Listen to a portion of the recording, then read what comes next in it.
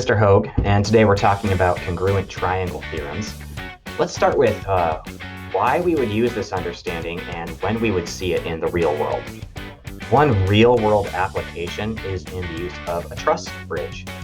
Many railroad bridges are truss bridges and use groupings of equilateral triangles to distribute equal weight across the bridge to keep it standing. You might also see triangle congruence in slices of pizza from Costco, the design of tile in your bathroom or kitchen, the Star of David, buildings of all types, sandwich cut in half, sports flags, laughing cow cheese triangles, petals of a flower, ancient buildings like the pyramids, and designs on your clothing. There's a graphic organizer posted in our Google Classroom, which you can use to study the different congruence theorems. On that page, you'll see the term, or postulate, along with a short description of each. By the way, a postulate is a claim, and something we can say is true without any other evidence that's needed. An example of a postulate could be, the sun rises in the east. We know this is true simply by going outside and watching the sunrise.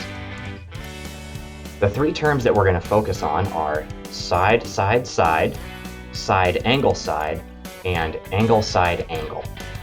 We use an abbreviation for each of these instead. So side, side, side is just SSS, and side, angle, side is SAS, and so on. An included side is the side between two angles in a triangle, and an included angle is the angle formed by two sides. SSS. If three sides of a triangle are congruent to three sides of another triangle, then the two triangles are congruent. SAS, or side angle side. If two sides and the included angle of one triangle are congruent to two sides and the included angle of another triangle, then the two triangles are congruent. ASA, or angle side angle.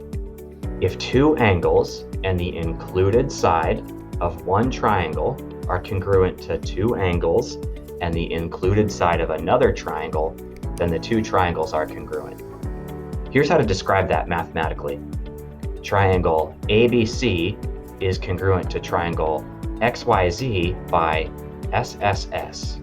Or another example would be triangle ABC is congruent to triangle XYZ by ASA.